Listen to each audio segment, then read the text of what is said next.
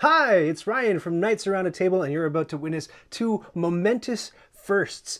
This is the first board game I'll have ever played on camera in my entire life, and to tell you the truth, I'm a little bit nervous about it, a little bit freaked out. And not only that, this is the first time I've ever played a board game solo. Can you imagine that? I made it all through the pandemic. We're almost out of it, I think. I hope, I pray. And through all of that, I've never played a board game by myself. So the game that I'm going to be playing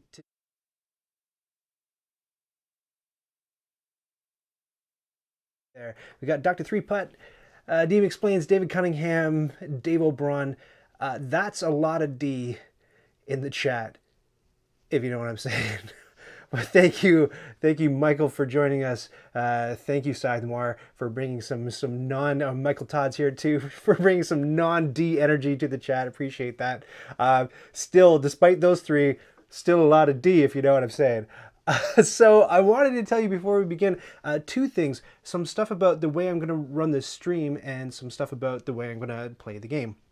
So about the stream, if you join me, I mean, I said this is two firsts. I had another momentous first just last Friday where it was my first live stream ever. I built up the courage and the gear for about a year and a half, and thanks to the encouragement of a lot of you fine folks from the chat, you helped me finally take the plunge and do a live stream. And then since then, you basically haven't been able to shut me up. I've done like a live stream almost every day since then. But if you notice in the past live streams, if you were able to join me for any of those, I had the chat on screen so that if I make an edit later, if you edit the video later, YouTube cuts the interactive chat from the side of the screen, and you can't actually see what people are saying, which I don't know if that's ideal or not. But normally you would see Chrome at the bottom, you'd see the logo, so you see a little patron crawl at the bottom right, and you'd see the chat down this side. The reason I got rid of all of that for this live stream is because this is going to be slow content of the kind that I don't usually do. So it's going to take me a while to get through a solo play of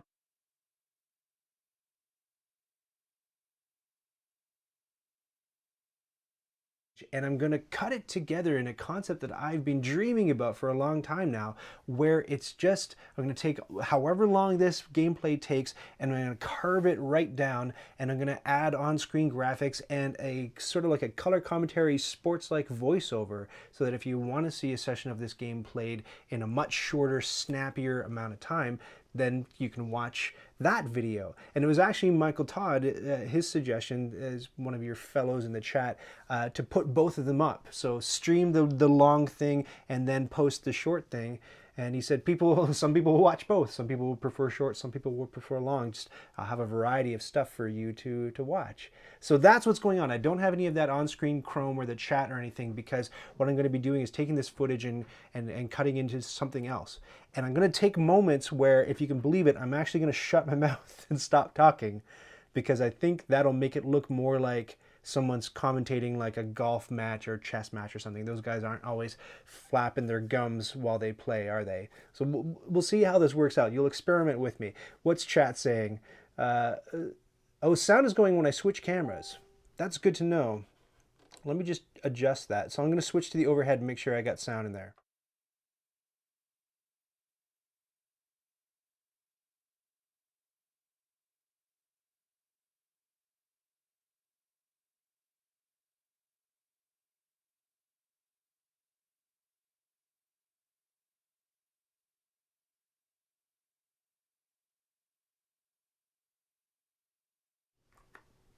Sorry, guys, just a technical difficulty. Let me get it sorted out, because it's pretty important that you can hear me in the game view.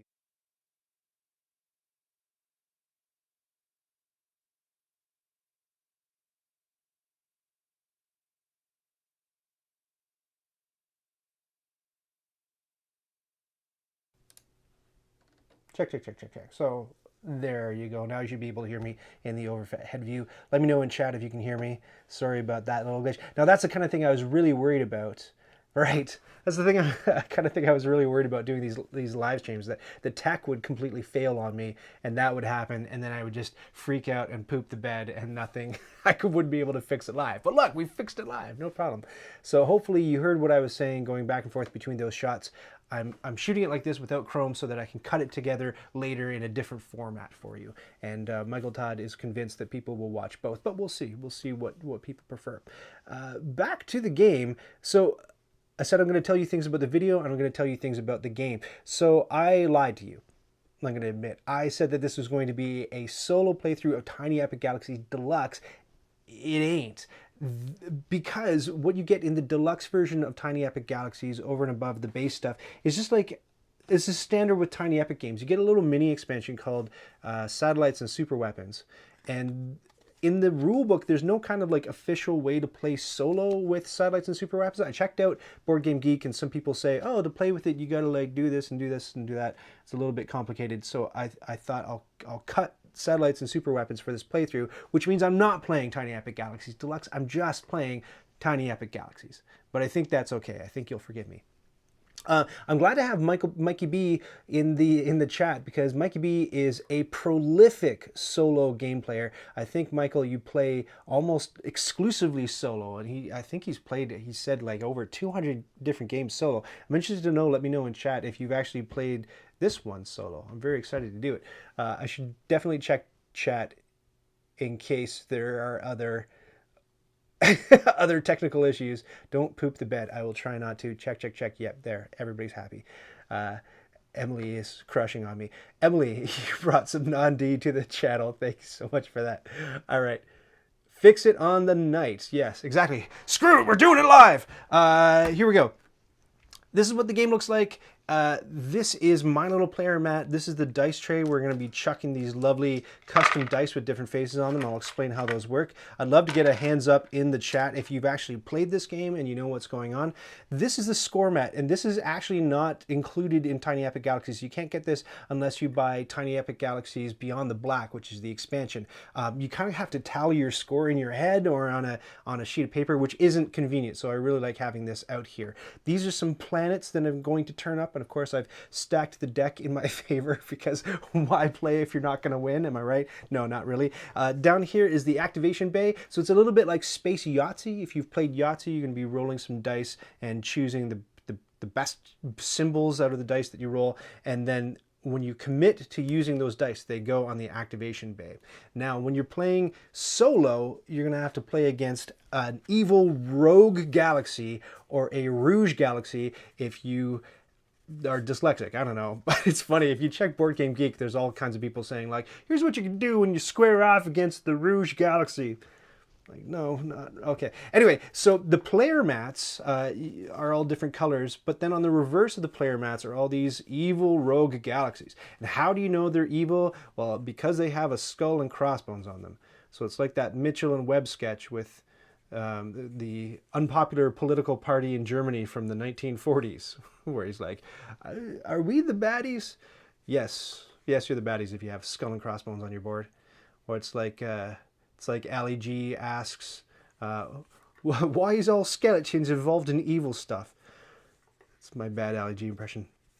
So I'm just going to shuffle these up and sort of like under the table, I guess, pick one to go with. It's going to be this one. I don't think that they're ranked according to difficulty. I hope they're not anyway, and I hope I didn't just pull the scariest one out of the pile. So it's going to be Hades. That sounds really difficult. I don't know. It's going to be Hades. I got some sticky tack here. I'm going to apply it to the back and put it on the table so it doesn't slide around too much. Please check Board Game Geek for me really quickly and let me know if Hades is the hardest one. Here we go. We're going to put it right so it looks pretty. Bajoom. So there's the bad guy. That's who we're squaring off against.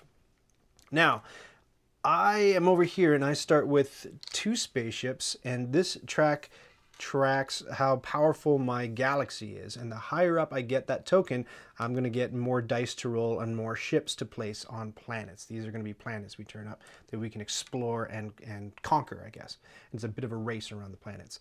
And then I have 2 tokens, one that looks like a Doric column. Is that Doric or Ionic? This is the kind of channel where I ask that sort of question and you can tell me because you are nerds.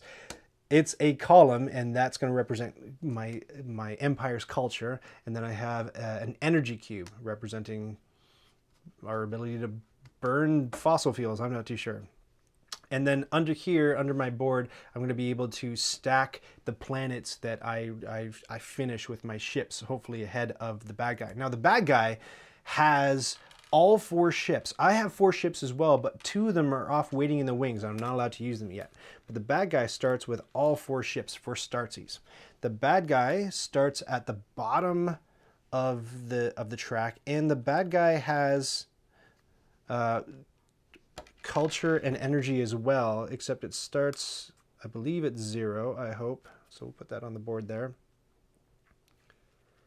And the difference between my board and the bad guy's board, there's a couple of differences, but when I roll the energy symbol, I'm going to be able to get energy from any ship, any planet that produces energy that I have a ship on, or my home board, which has this energy symbol on it.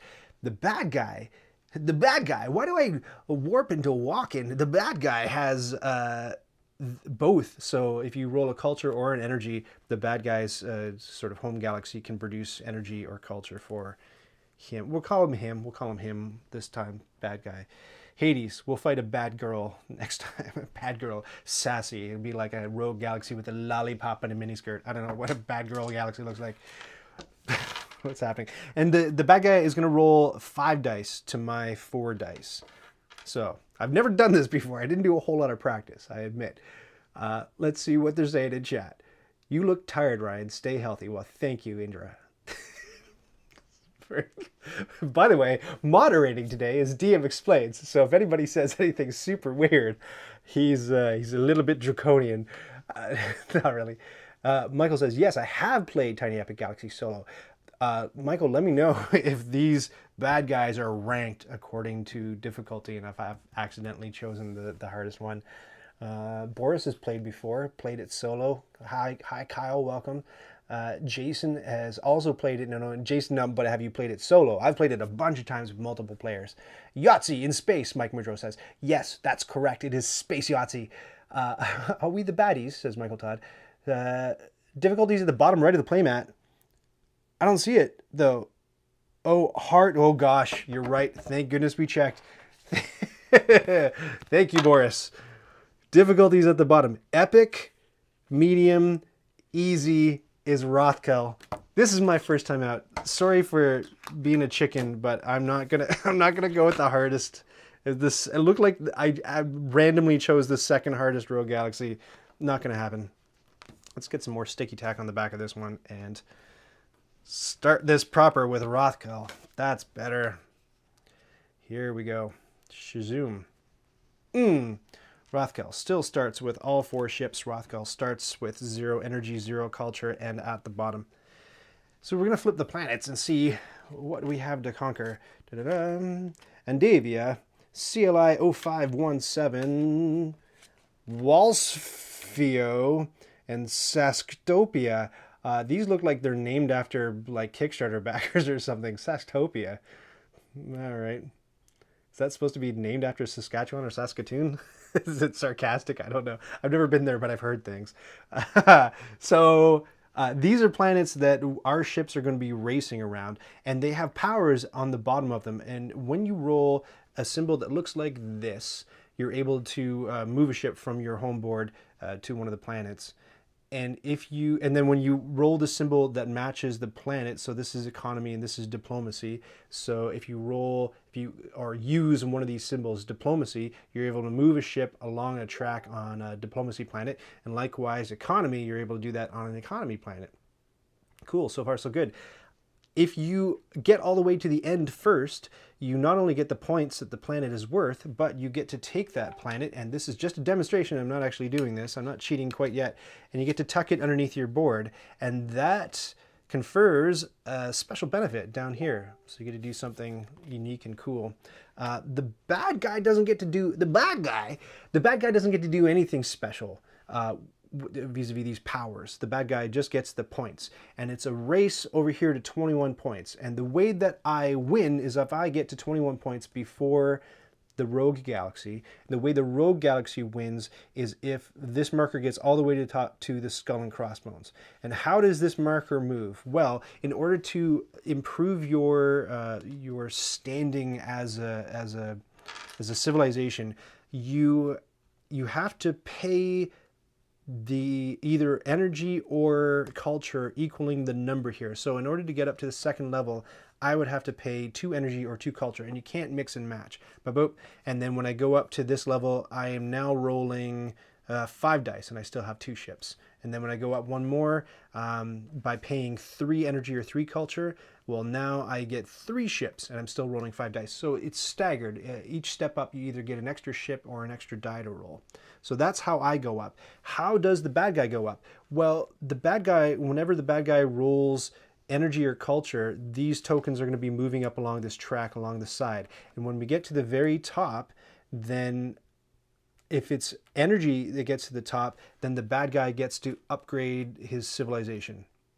And if it's culture, the bad guy gets 3 extra dice actions, and then these go bouncing back down to 0.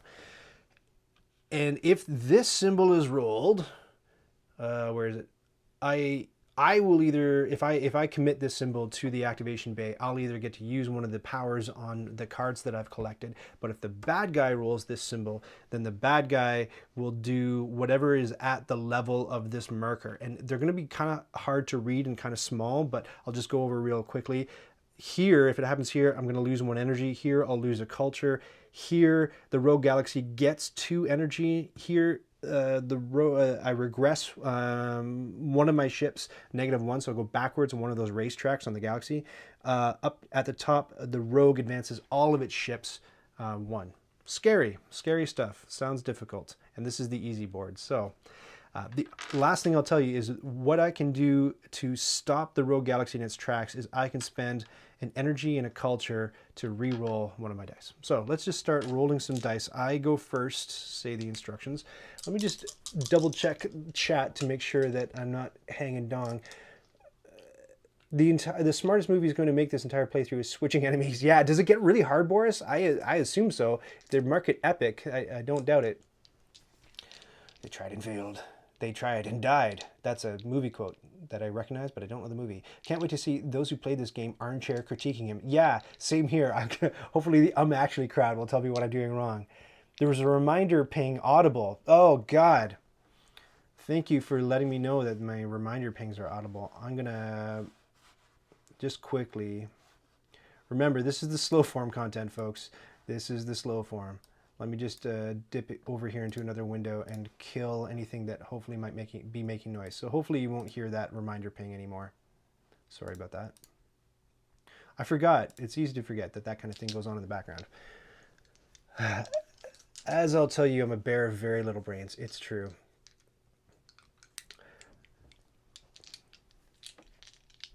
Emily says, I think we played this once with you once. It was fun. Yeah, I think we did play together. I should check my board game stats and see who won. I in my heyday, back when I was fighting fit, I played this game a lot, and I did very, very well at it. It's the kind of game you can get better at with more plays, for sure. Don't forget, you start with some resources. I think 1 culture and 2 energy. Is that true? Oh my gosh. Already we have to go to the rule book, because is that true? I start with something? Let's see. That would be nice to hear. The Rogue Galaxy starts with 0 energy, 0 culture, but all 4 ships. Are you sure that I start with something? I don't see any indication that I do start with stuff. I don't believe you, but I'm gonna start at 0 just because this is already the easiest guy.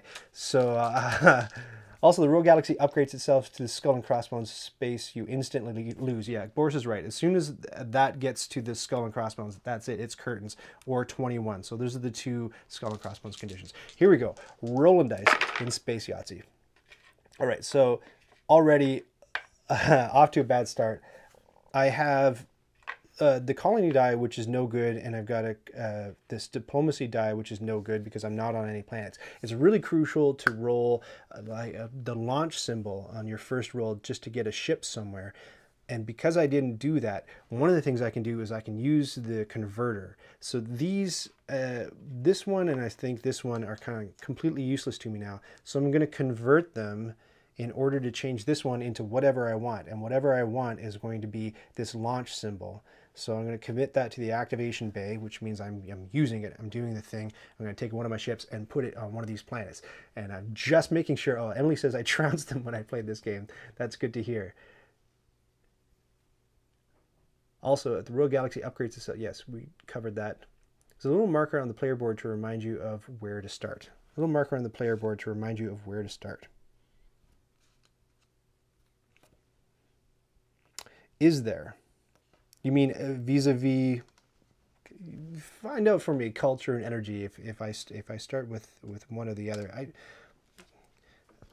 you might be right. Actually, now that I'm thinking, I should look up the main game setup. Da, da, da, da, da, da. Oh, you're right. You're so right. I'm so sorry. I'm wrong. Everyone starts with one culture and one energy. Fantastic. Well, that's good. What we haven't looked at yet is what the planets do. So the longer the track, generally, the better the power at the end of the rainbow. If you have the least culture, steal one culture from each player. I have a choice now. If I take this ship, I can either put it at the beginning of one of these tracks on one of these planets, or I can land the ship on the planet. If I land the ship on the planet, I get to use the power, but it's kind of like a one-time only thing, and it's better to have those powers stacked onto your cards when you win the race. So the bad guy can never land a ship on a planet. Only the human player can do that. If you have the least culture, steal one culture from each other player. Why is culture good? Well, you can follow somebody else's die rolls. I thought this was a really good design innovation for decreasing downtime in a game. Downtime's when you're sitting there picking your nose because so-and-so won't finish taking their turn fast enough. So in this game, you can actually be paying attention. As long as you have culture to spend, and thanks to you guys, I have one culture to spend. Somebody rolls a die, you can say, I'm following, and go bloop, and decrement your culture and do the thing that's on the die that the person's committing to the activation bay. Let's read the rest of the powers. Steal one culture from another player, only once per turn. Pretty fun. Pay one culture to a player to utilize one of their colonized planets. So this planet is completely useless to me because I won't. I wonder if I was even supposed to. You tell me in chat. Should I get rid of that planet because it's not?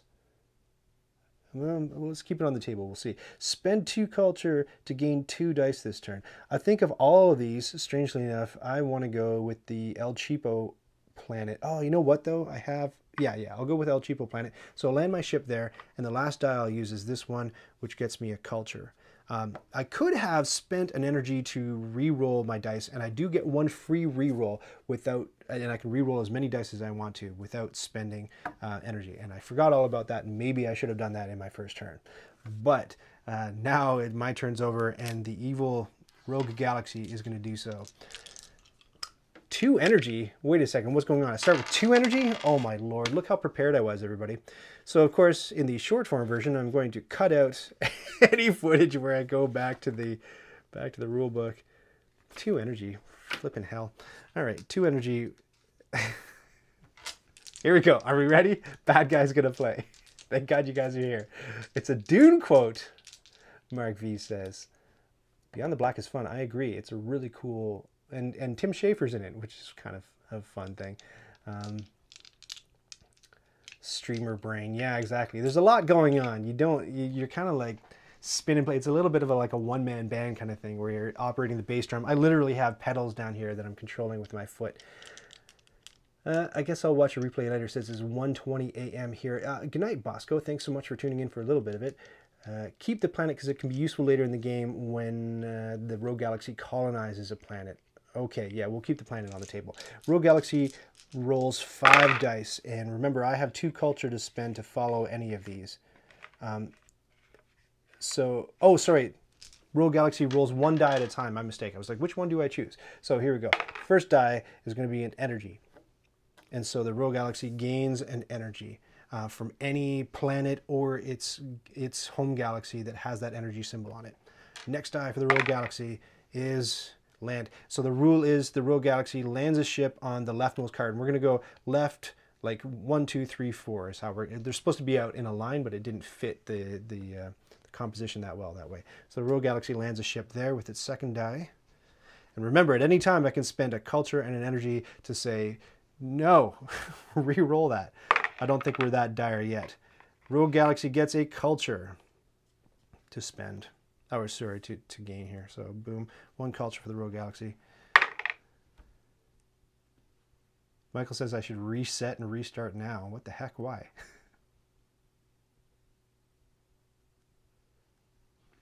Culture. Boom. Oh, sadly, yeah, you're right. I don't get a culture because I don't have a ship on a culture planet. Thank you so much for correcting me. And land a ship on a planet.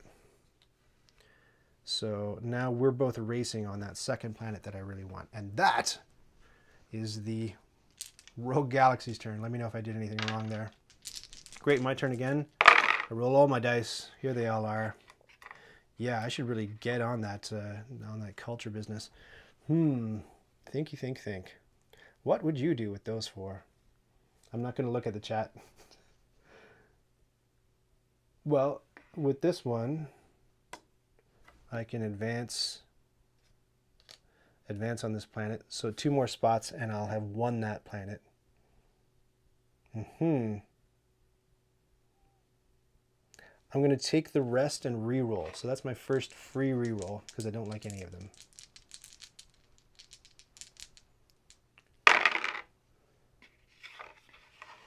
Rogue Galaxy should have way more energy and culture. What do you mean? Like the track should be longer on the Rogue Galaxy? Because it looks like that's going to end really soon and bad stuff will happen. All right, so there's my first re-roll, and it was a bit of a bust because, as you guys pointed out, I don't have a ship on a culture planet, so I can't make use of that culture. I could use the converter. That's a tough one. Or I could, it's dicey. Okay, so, converter. Yeah, I'm going to spend an energy to reroll. Even worse.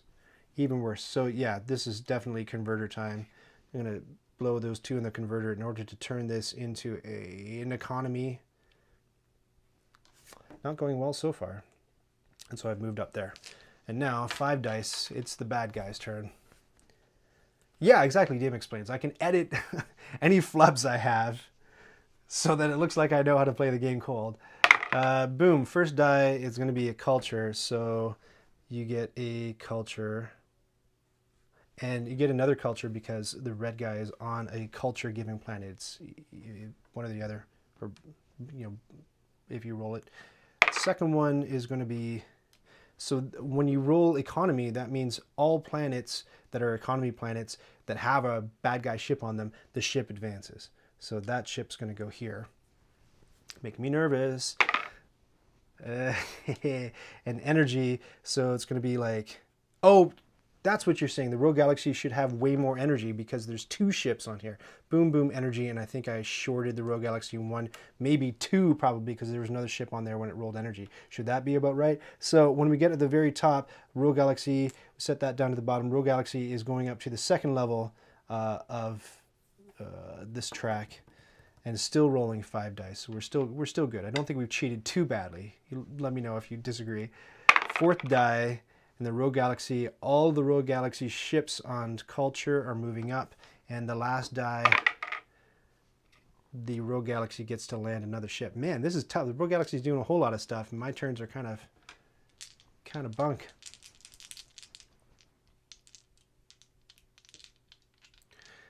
Boris says, Boris, I thought you were going to bed. Were you going to bed or was this somebody else? Your galaxy gives you energy per ship in the galaxy plus the planet. I don't want to do that. So that means bad guy 2 more energy. You should be, or 3 more energy. Let's say 3. Man, this game's gonna be over fast. Thank goodness. All right. I get, oh, thank goodness. So I'm going to commit this for sure and take this planet, which bounces this ship back to the rogue galaxy. And my ship goes back to my galaxy. So I get this card, and this card says that when I roll a colony symbol, I can use one of my powers, and now one of my powers is steal a culture from another player only once per turn. Hooray!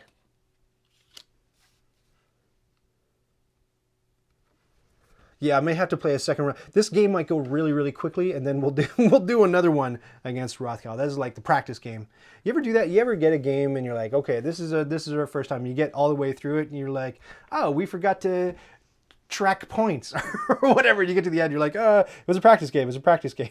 Everybody feels like embarrassed and weird. Right, so we get a new planet to replace the one that I picked up. And I get points, by the way. 2 points for that planet. This one says, spend 2 culture to advance 2 on a diplomacy planet. Diplomacy track. Yeah, welcome to... I don't want to. Welcome to solo game. It's a little bit of how I feel about like cooperative games, where it was particularly cooperative games that have like that big deck of evil crap, and every single round is like you've got to draw a card, and it's like everybody gets kicked in the gonads. You're like, no, I don't want to. It's kind of what this feels like.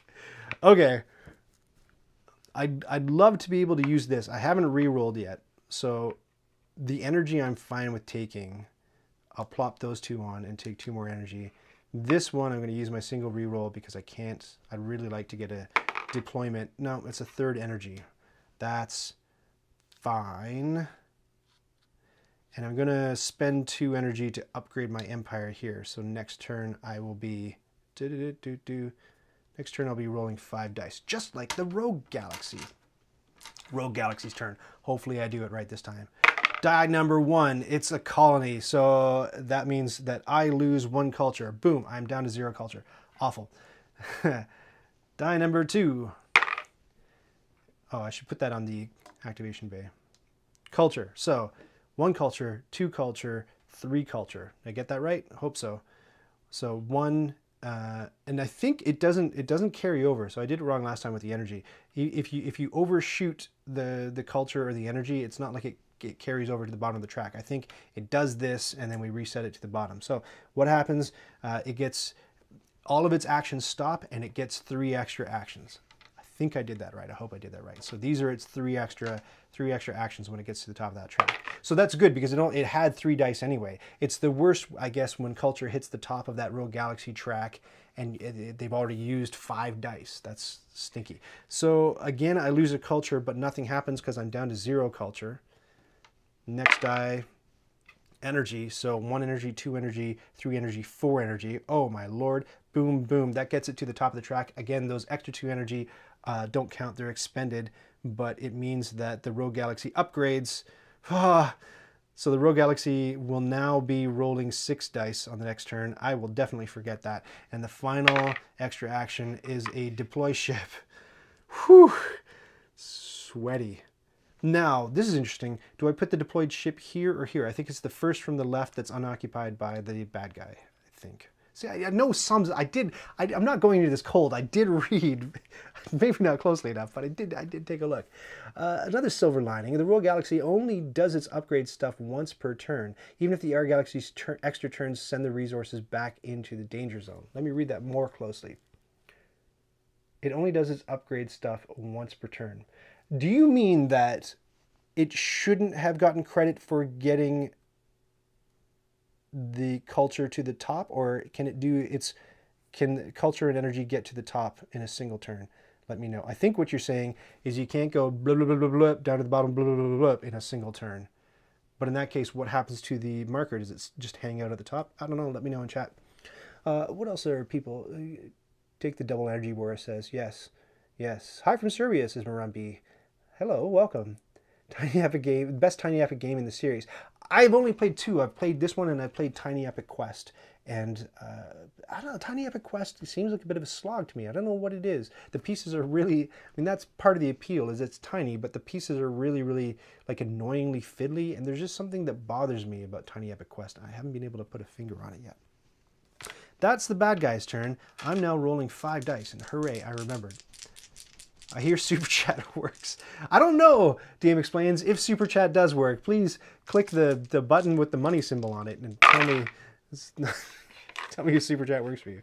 Here we are. There's my roll of 5. I have an opportunity to steal a culture from the bad guy, but the bad guy has no culture, so that's wasted. There's 3 energy that I could use. I could take 3 energy and upgrade my space galaxy or my civilization, which is pretty appealing right now. Again, I didn't roll any launches. I'm going to keep these to the side. I'll try this. I'll try taking 3 energy, blang, blang, blang. I'll try upgrading my 1, 2, 3, my space empire. Empire is the word I keep looking for. And I'll re-roll these as my 1 re-roll, my 1 free re-roll. Again, man, tough. I can't steal the culture with this, so that's kind of like a wasted opportunity. Oh, you know what? But I can spend energy to re-roll. So I can't do anything with either of these.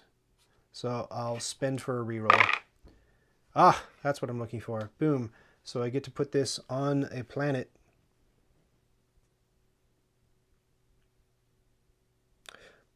So I already have a culture stealing planet. Yeah, culture stealing power. DM Explains says, pay him to make fewer mistakes. Yes, if you contribute X dollars through Super Chat, I will know this game perfectly. I'm just... I'm making it crummy on purpose. Spend 2 culture to gain 2 dice. There's a lot of spend culture. Like every single power is spend culture. Pay 1 culture to a player to utilize right. This is the one. This is the sort of bummer planet that's only good to me for points.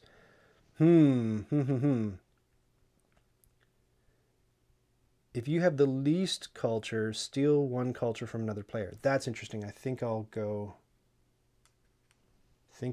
there so that when the bad guy starts gaining culture, I can take some of it. And with this last one, I'll take the energy. Voila. Bad guy who's already up to level 3. I guess we're both up at the same level of empireness right now. But I mean, look at this. I got to get to 21 points somehow. Whew. Rules correction, you gained 6 energy. You had 2 ships in your galaxy. Oh, that's a goof. How many should I have? Should I have more energy? Tell me how many more. I wasn't at the top, so I know I can get it. Let me know in chat. Great. There's a... Well, I should do... It's my turn, right?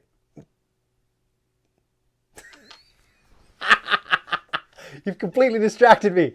Is it my turn or is it the bad guy's turn?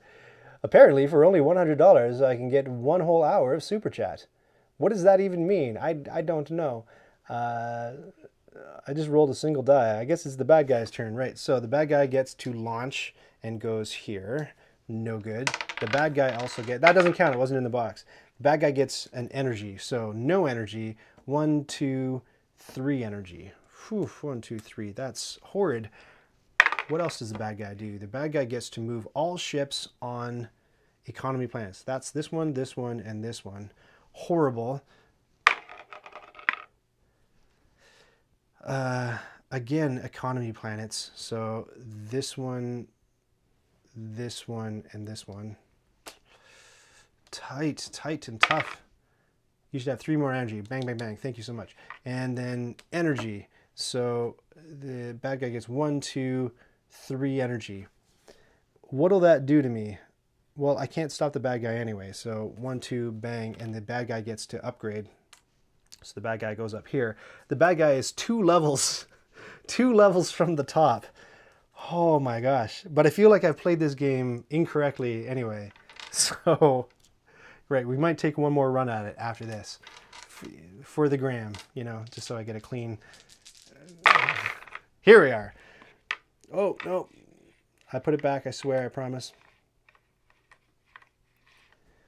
So with this one, with either of these, I can steal a culture from another player. Bad guy has no culture, so that's no good. But with this one, I can launch a ship, which I do want to do. Where do I want to launch the ship? I just feel like I want to get like easy points so I don't finish at 0. So I'm going to go, oh no, that's the planet I don't like. Here, that's an easier points planet right there. Yeah, and then then I'm hedged, because not hedged, but I can, whether I roll this or this, I can move a ship. Great.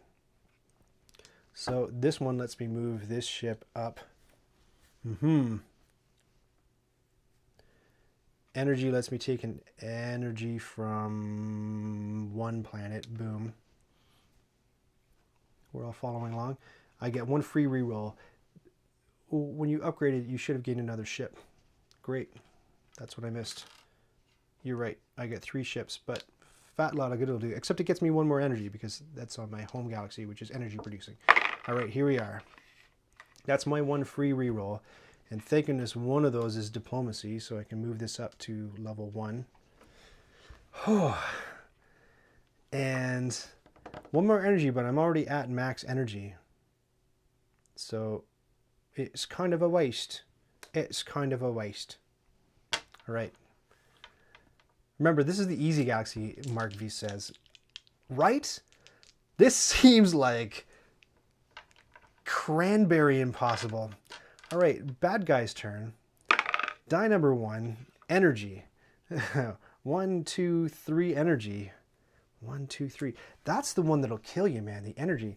I'm wondering if I were to play again, and I just might, I'm wondering if it's really important to... I know when you're playing multiplayer, what I like to do is make sure that I have a lot of culture going so that I can spend it to follow other people's dice actions. But with the bad guy, I wonder if it's important to constantly be using this ability to spend energy and culture to prevent the bad guy from doing bad guy things. Die number 2. It's a diplomacy, so that's okay. I can suck that up, no problem.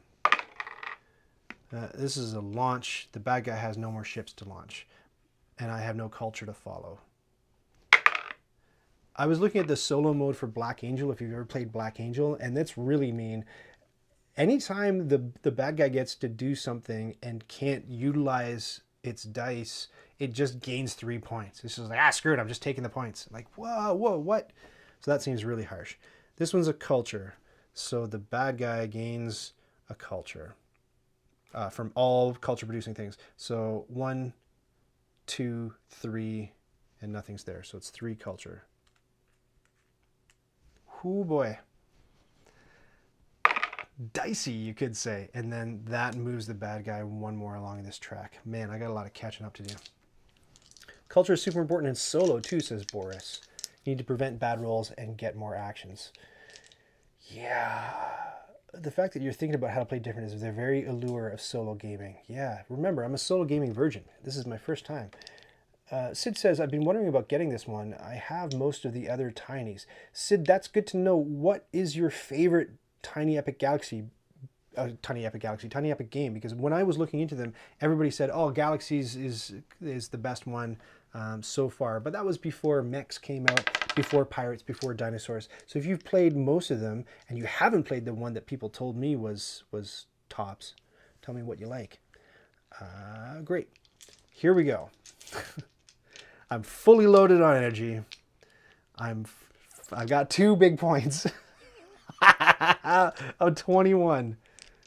And the bad guy is 2 spots away from smoking me.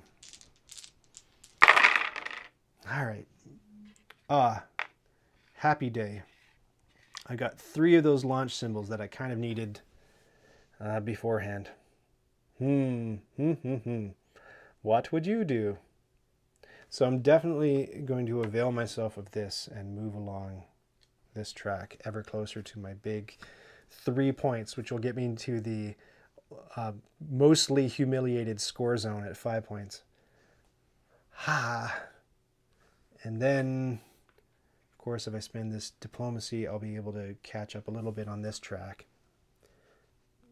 These launch symbols, though, I don't know if they're super useful for me. I'd rather advance on a track than launch another ship on another planet, to tell you the truth. Just to get those planets off the table and bounce those ships back to the bro Galaxies home galaxy. So I'm gonna reroll all 3. Sid loves Quest. I can't put a finger on it, Sid. Quest. I don't know what I don't like about Quest. Maybe I'll have to play it more. Maybe we'll do live stream with Quest and then I can say in the middle of it, I know why I don't like it. Flip and live stream. That wouldn't happen. I'd tough it out, just like I'm toughing this one out, despite all the mistakes I've made. Great. Okay, so again, I'm going to take this one. I'm going to take diplomacy and move myself up here. So now I'm tied on diplomacy over here. And thank God I got an energy and a culture. So I'm... Oh, no! I forgot to spend my energy. Whoa, what a bummer. What a bummer. I'll at least take the culture. That was a dumb move. I'm at max energy, so I can't get any more energy. Wait, do I get to take the culture? Yes, 1 culture, 2 culture. So I've got a couple of culture to hopefully stop bad guy in its tracks on this turn, because it's highly likely that bad guy will do bad things. Now, bad guy is rolling how many dice? 6 dice. 1, 2, 3, 4, 5, 6. This is going to hurt. Sid says he actually likes the pirate one, though most don't. My son likes tactics, but I don't care for it. Mex is super cute for a programming game. Yeah, I like programming games. I've played a few of them. I like the cool thing about tactics is they use the board. It's integral to the the box is integral to the terrain. I think do you flip the box upside down or something, and you can build little levels out of it.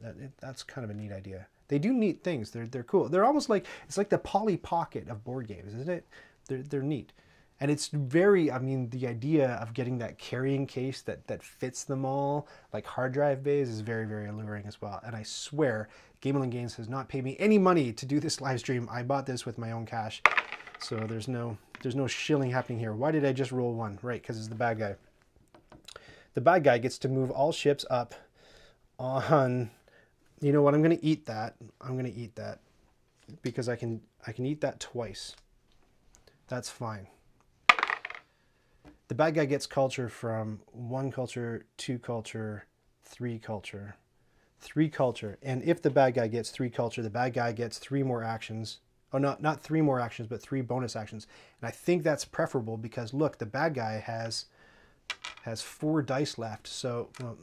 4 dice left. So that's almost like, I think, me preempting the bad guy's turn, right? I'm going to triple check that in my little rule book here just to make sure that's what happens. So, because it seems like, is it too advantageous to me for that to happen? At max culture, clear the control mat.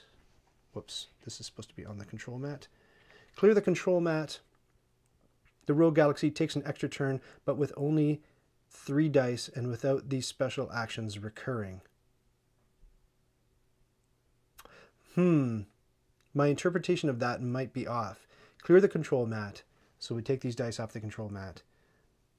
The Rogue Galaxy takes an extra turn, but with only 3 dice and without these special actions reoccurring. So does that mean that the Rogue Galaxy doesn't roll these 4 dice and we're only wiping everything out and rolling 3? Let me know in the chat. That doesn't seem super advantageous to the Rogue Galaxy, and whatever happens up here should be good for the Rogue Galaxy. Here, let's see. I wonder if Boris is still around. Boris says, took a couple runs to get the game down for solo and now can blast through it super quick. Yeah, I'm not there quite yet. Sid says, I forgot dinos. I'm a sucker for dino games, though. We take dinos on vacation. Yeah, the cool thing about Tiny Epic games is that they're small format. I take them camping too because you can just tuck them in the side of a backpack and pull them out on a picnic table at the beach. I love that. I think that's where we played. Actually, might have been a picnic table at the beach. Do you play the other dino games? I'm really interested to know because a lot of people played. What's the one, the super pink 90s looking one, but then other people said that the one with the blue cover with the really scary Dinogenics, I think, is the superior dinosaur game if you really like dinosaur games. I think I'm getting those names right, even though I'm forgetting the super pink one, which you'll remind me of in the chat. Boris says, that's my interpretation, yeah, that we wipe everything out and the bad guy only gets 3 more, I think. So for everyone, what's the most similar game to this one? I need comparisons to know if I would like it. How much culture would you gain if I followed the R Galaxy's culture action? Yeah, are you asking me? Because you seem to be the expert in the chat on this game. If I followed culture, what Boris is asking is, I assume, would I gain the amount of culture that the Rogue Galaxy gains or that I would gain? And I think that when I follow culture, I gain the amount of culture that I'm entitled to with my ships and my mat, I believe. You're not matching somebody else's culture output. Correct me if I'm wrong. That's another rule check. Well, there's lots of rule checks, man. I could use a rules czar sitting off in the corner, and then after everybody complains about enough rules misinterpretations, I'll go blah and shut the entire channel down because I'm angry. Not that that's ever happened to anybody in board games ever. Here we go. 3 rules for the bad guy. So that is 1 on the diplomacy track. This is a culture. So how many culture? 1 culture, 2 culture, 3 culture. I do not want that to happen. So I'm going to spend an energy in a culture to make that die reroll. And it's still a culture. I spent the resources and it was all for that. You know what? Screw that, Rogue Galaxy. I'm spending it again. I don't care. You can reroll that till the... Oh no, it's a culture again. No, it was fated. It was fated. 1 culture, 2 culture, 3 culture, blam, blam. But again, it's right. So this is why it's a good thing for the Rogue Galaxy, because the Rogue Galaxy just spent 2 out of 3 extra actions. But somebody said it only happens once when it goes to the top of the track. Let's check, shall we? I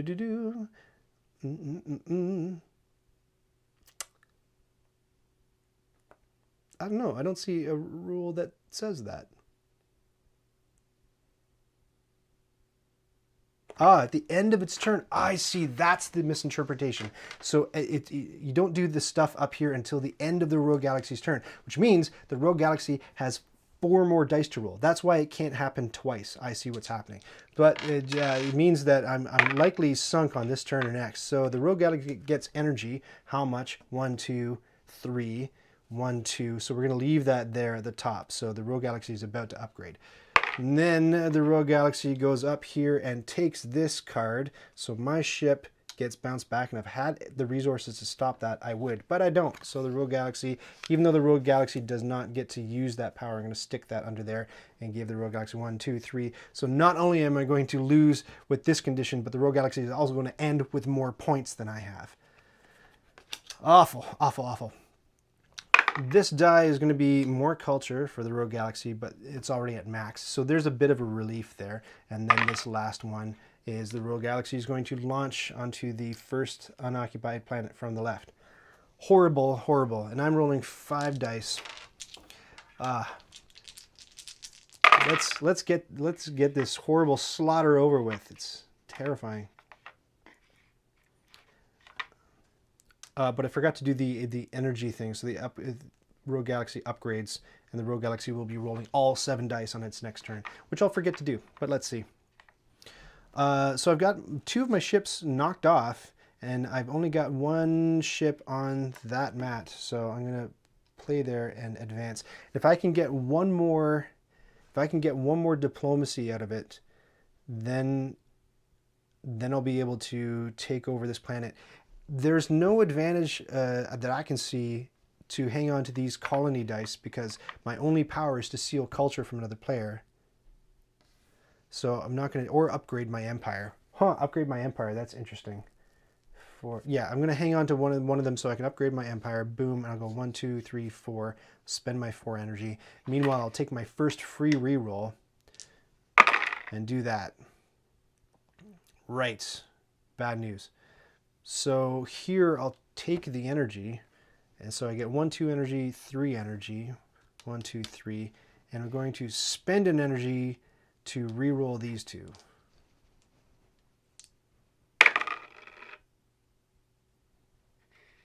Oh, I see. So Boris was saying if I had used my culture to follow, I forgot about that. Yeah, that's like a power move, and that's what I always tell people when I'm playing with them and they're brand new to the game, but I have apparently forgotten myself. So if you have at least 1 culture and your planets where your ships are produce more than 1 culture, then if you spend a culture to follow somebody else's culture roll, you go up more than what you spent. So it's a net positive gain in culture, and I should have done that. You're correct. Great. What do I have left?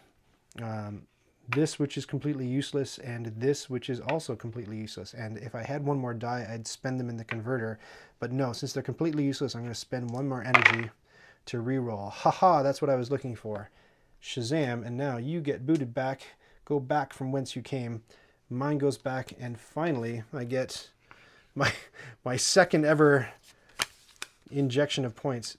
This one gets tossed under here. Do do do do do, and I get 4 points. 1, 2, 3, 4. Yes. Energy. Wait, one more planet. Energy is what's left, so if I spend that, I'll get 3 energy because of my 3 ships here, which I'm going to do. Blang, boom, boom, boom. There's my 3 energy. Superb. Now, with all 7 dice in the coffers, the Rogue Galaxy is ready to deal the finishing blow. Because I don't think within about a turn or two, I'm going to somehow get all the way to the center of the galaxy and get 21 points. But you know what? Thoughts and prayers. We'll see. We'll see how I make it one die at a time. I'm gonna take a drink. I'm gonna have to brace myself for this. Yeah, Mikey B says, welcome to the beautiful world of solo gaming where dying is fun. Is it though? Is it fun? Am I having fun? I don't know. Like I say, I'm new to this. It really does remind me of a cooperative game with the big deck of scary, awful things. A colony die. So the Rogue Galaxy can't use any of these, so I'll just keep that tucked in there so I just see the points, not the power, so I don't confuse myself. So when we roll a colony for the Rogue Galaxy advances all of its ships 1. It's horrible. So that's what it does at the peak of its civilization. And I don't have the energy or the culture to stop whatever it's going to do. So I'm just going to have to sit there and deal with whatever happens. Culture. How many culture? 1, 2, 3. 1, 2, 3. Did I get that right? 1, 2, 3. Yes. Next, culture again. 1, 2, 3. And we leave that there at the top now that I know it's going to do something bad. It's going to get 3 extra actions after this. This is going to be blam and blam, which of course I would stop if I had the power, but instead the Rogue Galaxy gets 11 more points. Tuck that under there. 1, 2, 3, 4, 5, 6, 7, 8, 9, 10, 11. Horrible. It's horrible. Why do people find this fun? It's terrible. This is terrible. If this was a game with real people, I would be storming off at this point by now. I'd be taking a long walk to cool down. Okay. Again, the Rogue Galaxy moves all their ships 1, which is not so bad because there's only 1 ship on there. And here, the Rogue Galaxy gets 1, 2, 3 culture. But I think because it's already at max, it doesn't get the benefit of those. But it does get 3 extra moves because it maxed out its culture. And this is it. This is going to be the death knell right here. The Rogue Galaxy advances this ship along the diplomacy track. The Rogue Galaxy gets 3 culture. That doesn't count, I believe. And the Rogue Galaxy gets, oh, wow, wow, wow, still alive. Whew, by the skin of my teeth. How many dice am I rolling here? 1, 2, 3, 4, 5, 6. I got 6 dice. It feels futile. What is the score now? 16 to 14. A bad day at gaming is better than a good day at work. That's true. Strangely, this is both for me. This is both a bad day at gaming and work for me. So hard to compare this game to anything else. There's not much quite like it. Yeah, so the only thing that I can think that's quite like this game is Tiny Epic Quest, because in Tiny Epic Quest, you're moving your little adventurers to dungeons, and there's little tracks that you have to roll dice to move them up along. But, you know, that's the only thing I can really think of that reminds me of this. Same game designer, too. Don't forget to add our Galaxy's upgrade points. Oh, shoot! This was over long ago. Well, the good news is I've earned extra points. Thank you. So I've earned 1, 2, and 3 points. So 1, 2, and 3 points. So I was actually at 12 points this entire time. However, the Rogue Galaxy was at 1, 1, 2, 3, 1, 2, 3. Oh, it's long over. It was over. Stop. He's already dead. It was way over. How long have we gone? You let me know in the chat whether you think that it's worth. Do you think it's worth within this stream, since it goes fairly quick, and now that I actually know how to do it all properly, should we do one more try? Should we give it one more go? Tell me in the stream. I'll wait. I'll wait the 45-second delay, and you let me know. I can't leave here in defeat. I'll only be happy until I'm defeated twice in a row by the bad guys. Let's see what everybody says. Dinosaur Island is the pink one. Thank you for reminding me. Yeah, that's the Dinosaur Island, Dulosaur Island, which is the 2-player version. Nobody wants to weigh in. You know what? I'm not going to hold you here. I'm not going to pin you down and say, stay, damn it. But I am going to play one more time because I feel that that was an utter embarrassment on multiple levels for various reasons. And I'm going to reset everything now. So I only start with here. And I'm going to get this one right too.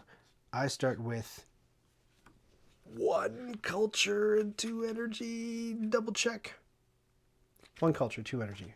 1 culture, 2 energy. So that looks right to me. Give it another go. We'll go much faster the second time, says Boris. Yes. Sid says, I will hang out. Again, Boris, I thought you were going to bed. What's going on? I'm glad you're sticking around. Don't get me wrong. And then I start... What have I done? Boom, boom. We both start at the bottom of our galactic empires. We're going to wipe these planets. We're going to deal 4 more out. Look at this. I've got this stoic determination going on here. I'm going to deal 4 more planets. These are the 4 planets. I'm taking it serious, you guys. Taking it serious. All right. Whew. Serenity now. All right. Don't hurt yourself, Ryan, says Mikey B. I know, Michael. I'm trying not to.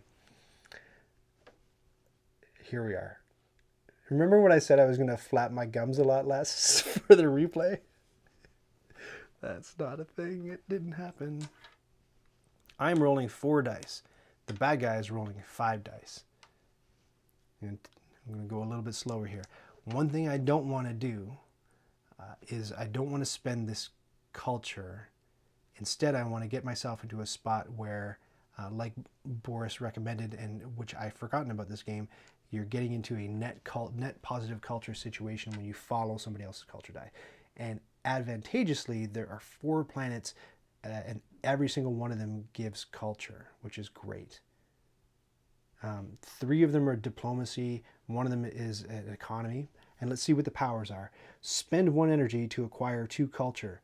Excellent. That'll be like my first stop. Reroll any number of your inactive dice is the power on this planet. Pay 1 energy to a player to utilize one of their colonized planets. Again, that's similar to the one I didn't like for the last one, but it's worth big points. Enemies must pay 2 culture per follow this turn. Again, so both of these powers are kind of useless to me because they don't really apply in a solo situation. But whew, here we go, reset. Here we go. Taking my 4 dice and I'm going to roll them. Whoa, inside the box or it doesn't count. Here we are. And excellently, through luck of the roll, I have landed a launch ship icon, which I'm going to use to launch here, which is my favorite planet so far. Great. Next, if I spend these 2, I will get 2 culture from this planet. Boom, boom. Already, look how beautiful this is. It's going so much better. And then this one's oh, this one is good. This allows me to move on the economy track. Hey, how are we looking now? Did I mess anything up? I think that's pretty good. Okay, great. So the bad guy is rolling 5 dice, 1 at a time. Even if he doesn't chuck those planets, he'll probably have a tough time. You think I'll have a tough time because of these 2 planets, because they don't give me any powers that I can use? Is that what you're suggesting, Mike? Would you not redeal new powers? Yeah, Sid, I was wondering the same thing, but I didn't think I saw anything in the instruction booklet that said if you don't like the powers or they don't apply, don't use them. But, I mean, correct me if I'm wrong on that one. Here we are.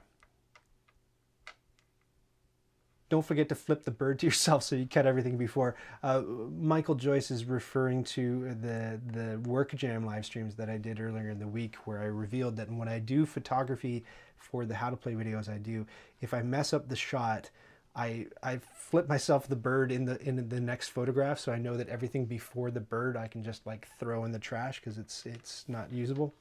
I won't do that here. I'll try to remember. Here we are, the first move of the Rogue Galaxy. It's a colony action, which makes me lose 1 energy. Badoosh. Oh, wait, I forgot to get rid of these ones from the last game. Maybe that's what you guys were talking about. Yeah, that would be cool, eh? Like, oh, I get to hang on to my powers from the last game. And of course, these go away as well. Next roll. So that means that every ship that this guy has on diplomacy planets advances, but this guy does not have any ship on diplomacy planets. So far, so good. Rule number 3. You're going to launch to the leftmost planet. Rule number 4, you're going to get culture. So 1, 2, 3 culture. I don't like that. I'm going to be a little bit stoppier. So the first thing I'm going to do, now if I follow, I just get 1 culture, so there's no point in following. But I think I am interested. I don't know, man. I spend that and I just make the bad guy a reroll. I'm gonna let the bad guy get that 3 culture. I don't know. Maybe you do something different. And 1 energy. So it's 1, 2, 3 energy. 1, 2, 3 energy. That puts those markers kind of high, but that's okay. It's early in the game yet. We'll see. So I'm still rolling 4 dice. Here we are. It's only 2 to upgrade, so I'm going to spend this to get the energy. I'm going to spend this to blow the energy to upgrade, which I really should have tried to do last turn, I think. I'm going to spend this in order to race my dude along this planet, and I'm going to spend this probably to get more energy. So how much energy? 1 energy. So I'm up to 1 energy. Playing in front of people live takes a lot of nerve. I have new respect. Yes, it does. Thank you very much. But I mean, you know, Rado and I are buddies, and he does this all day, every day, and he's, you know, a master at it by this point. But he doesn't do it live. He has done some live stream stuff, but he doesn't do those live. But he doesn't edit them either, so he might as well be doing them live. Here we go. So 1 by 1, 5 dice the bad guy rolls. And I do have culture to follow on. I do have energy and culture to stop him. Or not to stop him, to re-roll a die. I kind of wish that spending an energy and culture would be not a re-roll, but just like a, no, nix, get that die the heck out of here. So energy, 1, 2, 3 energy, which would put him at the top, which would allow him to upgrade. Do we spend the culture and the energy to allow to re-roll that die?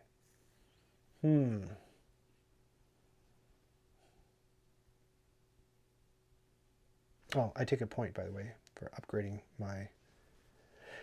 Do we let him? Do we let him? I'm going to say no. I'm going to spend to make him re-roll that, and it's a launch. Okay, which I think is more advantageous for me. So that worked out. Phew. Okay, die number 2. Colony ship. You lose 1 energy. Perfect. I'm already at 0 energy. Nuts to you. Diplomacy. He's got 1 ship on the diplomacy track, and it advances. Energy. Ah, man, that's what I spent everything preventing him from doing, so he gets to go up there anyway. So he's going to upgrade his civilization at the end, or his empire at the end. And culture, and he's going to get that too. So here's the end of his turn. So that means that these get wiped out, and he gets 3 more rolls for this turn, and he goes up 1, which gets him a point. Look at me remembering all the things. Here we go, 3 more. So he gets to advance along this track. Energy. I think that, do the markers go down now that we've done that? Is this the end of his turn? Let me just double check that. Does he get that energy? Let's see. There's the toilet flushing. Something else you don't hear much in my videos.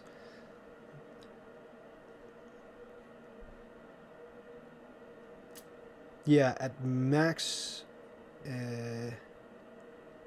energy, the culture goes off the mat to 0. At max culture, the Rogue Galaxy takes an extra turn, but with only 3 dice and without these special actions reoccurring.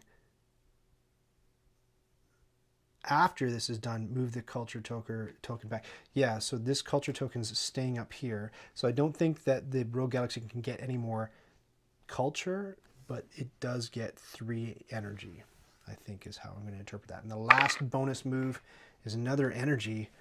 Oh, lordy lord. And that's, was that 3 energy? That's only 1 energy. What am I talking about? Boom. So 1, 2 energy. So I think I did that right. I think that's where it is. I'm rolling 5 dice. He also needs a fact checker, Paulo. You know what, Mark B? I'm happy to say I don't make too many errors, but by the same token, I don't have the same prolific output that Rado has, where I'm doing, I'm wrestling 3 big games every single day or whatever. So I've spent, and the more complicated the game is, I've spent time, on Board Game Geek. So when I did the Terra Mystica video, I went to Board Game Geek and I shared my script with the people who play the game all the time and said, please fact check my script, tell me if I'm getting anything wrong. And they came back with a bunch of suggestions and corrections, which was very helpful. And that was all to prevent the actually crowd. And that, I think the diehard Terra Mystica fans tend towards actually.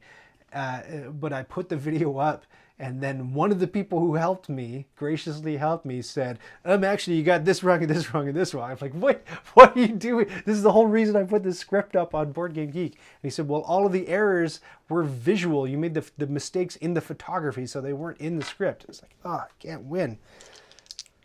My turn. 5 dice. 5 dice. I've got a launch opportunity, and I kind of want to beat. You know what? I said I could launch here because I kind of want to beat the ship to the end here. But what I really want to do, I think the best first move is to take this one and move along the economy track so that I claim this and bounce this guy back. So bounce this guy back, claim this. Now I've got 2 ships to play around with, and I get this as a power, and I get 2 points. 2 points for blue. Get back there, red. And my new power is to spend an energy to acquire 2 culture, which I desperately wanted. A new planet gets dealt out, and it's a big one. It's worth 7 points. Regress an enemy ship 1. That would be a really good power to have, wouldn't it? That would be really useful. But that looks really hard. Really hard. And how many culture energy do I need to go up? 3. I think I'm going to stick with my original plan here. I'm going to use launch to launch here and race him around that planet. Meanwhile, because if he rolls a launch icon, he's got to launch here first. Okay, so I could get 1 energy out of this, which isn't so great. I could get 1 culture. Oh, you know what? I'm going to... Does it suck that I'm rewinding a little bit? So before I got rid of this planet, let's say that I played this culture so that I got a 1-2 culture. I think you'll allow me to do that since I'm playing by myself, and it doesn't hurt you none at all. Great. I'm going to check the chat to see if it does hurt you.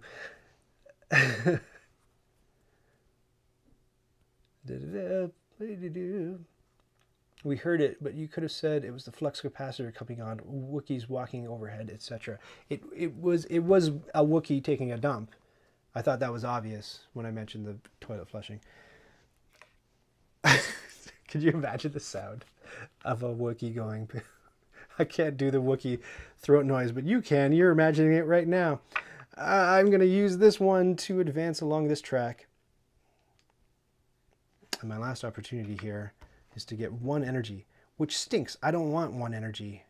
Oh, well, if I had 1 energy, I'd be able to stop the bad guy at least once. So I am going to take 1 energy just so I have that ability. Great. Now the bad guy is rolling 5 dice as well.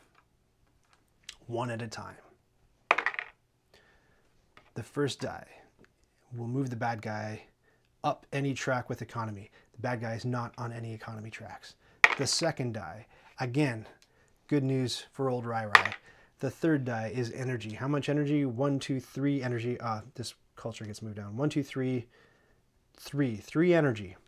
And so now I can say no, which I think I will, and force the bad guy to re-roll this die. And I'm going to shake it up real good.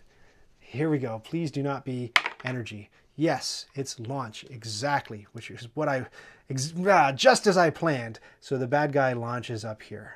Great. 2 more. This is going very well. It's going to be one of these guys. So the power here is that I lose 1 culture. That's fine. That's fine. I can weather that storm. The very last move by the bad guy is to gain culture. How many culture? 1, 2, 3, 4. 1, 2, 3, 4. That's a lot of culture. But I'll just stave off all that badness until the bad guy's next turn. Great. I'm still rolling 5 dice. The toilet is flushed with a flux capacitor. Well, you guys sound like total nerds. Here we are. Lots of launch opportunities. And, oh, this is great news. This is great news. This is great news because, check this out. Oh, wow, but I could do that. 1, 2, 3. Launch, 1, 2, 3. No, so the options I was weighing out, I could use a launch symbol to launch my ship onto this planet and then use all 3 of these diplomacy icons to get all the way up here.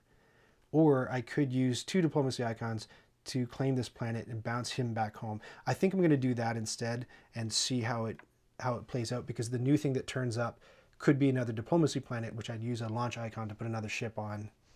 You see how it goes. So I'll commit 1 and then I'll commit a second one in order to bounce him home and me home, and I'll get this and tuck it under my little list of powers like so, and I get 2 points for doing that. Oh, I'm going to show the power. 2 points for blue, to 5. Look, already looking so much better, isn't it? It's amazing when you actually are told how to play the game by the folks in chat. Thank you for your help. And it is a diplomacy planet, and it is a short track one, so I could hit launch and launch here. Now, the one drawback of launching to that planet is that it's an energy planet. I won't have anybody on a culture planet, which means that whenever I roll culture, I won't be able to get culture. But let's see what the power does. Spend 2 energy to advance +2 on an economy planet. That's a good power. That's a good power. But I think instead, I think I'm going to launch here. I think I'm going to launch there. You know what? And then I'm going to use this to advance it. And I have another launch icon, so I can just... I didn't get any energy, which is a bit risky. Yeah, that's pretty risky for the next turn, isn't it? Because that'll probably make this guy go up halfway. It almost certainly will. We're going to have to weather it. We'll see. So the bad guy's rolling 5 dice. Bad guy turn. Here we go. Check in chat. We're still talking about the toilet and the flux capacitor. All right, fine. I've lost everybody. Or else you're all watching with a rapt attention to see what the bad guy does. Bad guy's first move. Colony. You lose 1 culture. Blam. But I could spend a culture to follow that, and no, neither of those powers do me any good. I'm just going to have to eat it. Next. Culture. 1, 2, 3, 4 culture. So that puts him up at the very top, and we'll deal with that at the end. So bad guy's going to get 3 more rolls. Energy. And that again puts him up to the top of energy, but it means that no future energy rolls will benefit him for this round. This is going to launch the bad guy over here to compete with me on this planet track. And colony again, I lose another culture. Wiped out my culture entirely. And both of these things happen. So I wonder if it matters which one I do first, energy or culture. They're listed in order energy first and then culture. So I'll do energy, which means that he upgrades to the next level, which means he'll be rolling 6 dice and he gets 3 points. Bloop, bloop, bloop. I can handle it. I can deal. And then 3 more actions. Where'd my dice go? So we wipe this out. There's 3 more actions the bad guy has. Action number 1 is going to be move up on diplomacy. There's a diplomacy track. Nothing else counts. Number 2 is launch. So he's going to compete with me on this track starting at 0. And number 3 is diplomacy. Things are getting intense now. All right. Sid is researching the rules and variants. You should be able to redraw those planets that you can't use. That's nuts. Yeah, right? It's kind of a bummer, right? That, yeah, check for me, Sid. Check for me. I'm already on one of the planets, so I'm going to probably stay the course with that one on the table, but it does seem like a lot of games have it so that if there's a solo mode, they say, oh, if you're playing solo or if you're playing 2 players, go through the deck and take out this card, and this card. That wasn't the case here, but maybe there's an addendum that I missed. I'm rolling 5 dice and taking a drink.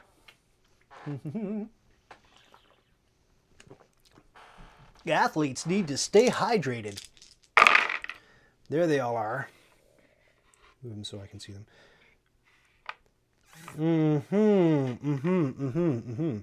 1, 2, 3, 4. I would need 4 of those suckers to claim that planet. I'm going to use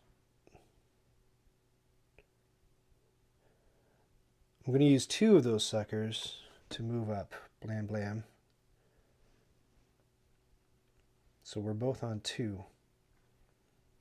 And then I'm going to re-roll. So I get 1 free re-roll per turn. So I got a 3rd icon there. And I just need 1 more. I just need 1 more, and neither of these 2 icons do anything for me. And I don't have energy to spend to re-roll anything. So that's kind of a bummer bust. Lame. All right. Bad guy's turn. Bad guy's doing 6. Roll number 1 for bad guy moves all of the bad guy's ships up on economy tracks. Roll number 2 is energy. The bad guy gets 1, 2 energy. Roll number 3, culture. The bad guy gets 1 culture, 2 culture, 2 culture. Why is this ship here? 3 culture. And probably another energy. 1, 2, 3. I have my pieces in the wrong places. Bad guy gets to do something mean to me, which is the rogue acquires 2 energy. Holy cremoles. The bad guy's already at max energy, which means the bad guy will upgrade the empire. Another bad thing, that's okay, energy's already maxed out. And more energy. Would you like some more energy? You have it. So at the end of the bad guy's turn, this happens. The bad guy goes up 1 and earns 5 points. 1, 2, 3, 4, 5. I feel like bad guy's getting points at a much higher rate than I am. I'm rolling 5 dice. I think what I got to do, if it's not happening for me over on the track,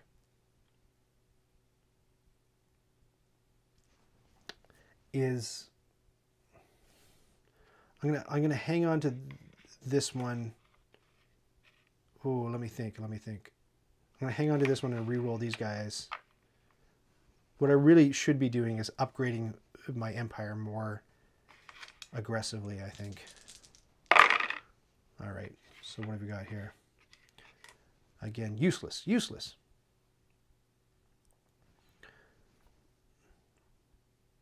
That'll only get me 1 energy. 1 energy is lousy. I don't want 1 energy. So what I'll do is I'll commit this to re-roll any number of my inactive dice, which is one of my powers that I use. There's what I was looking for. That's the diplomacy icon that I can use to win this planet. Send him back to whence he came. Tuck this underneath. Whoa. Come now.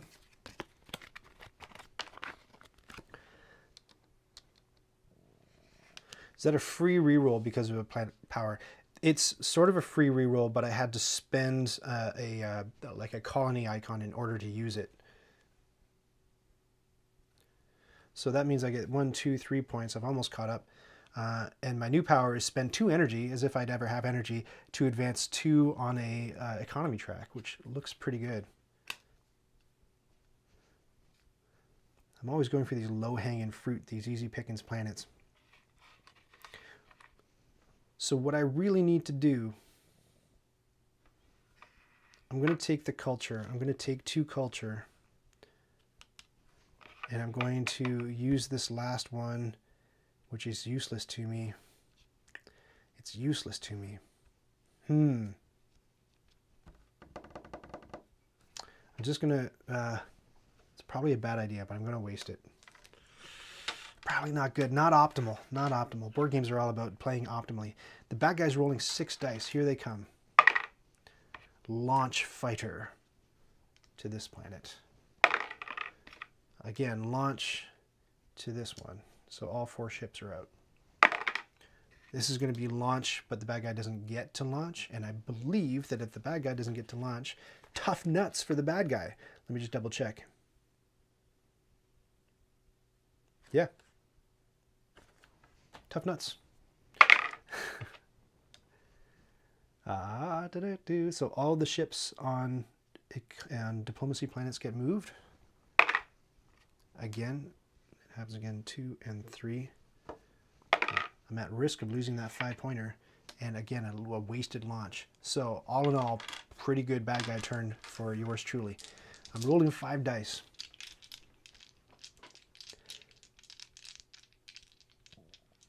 Oh, you're asking about the free reroll. My mistake. Yeah, you get 1 free reroll of as many dice as you want to on your turn. As many dice as you haven't committed to the activation bay.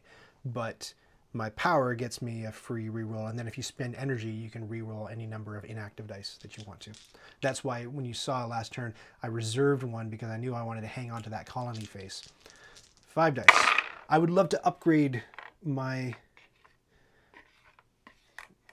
empire this turn, but it looks like it looks like a bad roll. It looks like a bad roll. Oh, that's really risky, because if I what I'd love to do is re-roll this and get a launch. Oh, I should have spent culture last turn following his launch icon so I could get this ship on one of those planets. That was a game-losing error. 1, 2, 3. If I hang on to these 3, this is super risky, but I'm going to hang on to these 3, and I'm going to roll these 2 and hope that there's a launch in there. Oh, so dicey. Oh, it didn't happen. It didn't happen. Oh, bad news. But, whew, okay. Very first off, I'm going to spend that and get the energy. Very important. Here, I'm going to spend this and move this guy. I'm going to blow the energy now that these are useless to me. I don't have a ship on any economy planet. And re-roll. There's the launch that I wanted 2 rolls ago. Okay. Okay, that's cool. That's cool.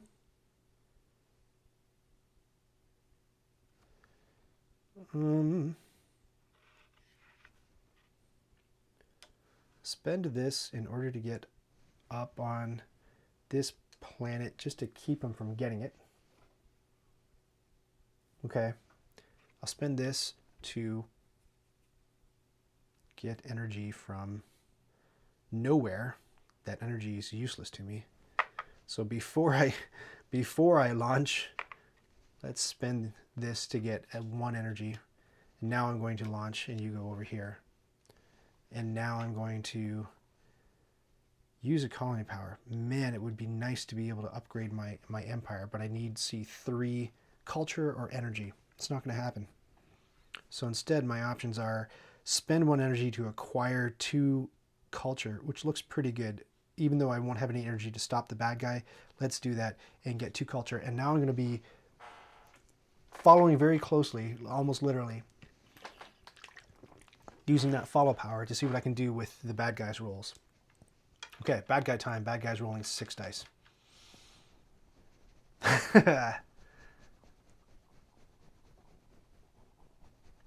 He's asking how I spent the energy. Yeah, I need 3. I need 3 of something to upgrade, and I didn't have 3 of either, I don't think. No, you can not talk. You can not talk. That's fine. That's fine. I mean, you know what? I fully when I started live streaming last week, I fully resigned myself to having nobody watching. That's fine. It was fine for me if people just watched the non-live rerun.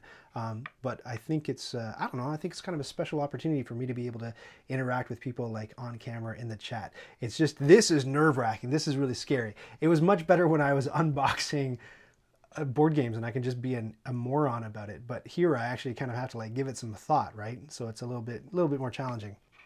And I feel like I'm ignoring you when I'm thinking through my turn and talking through my move.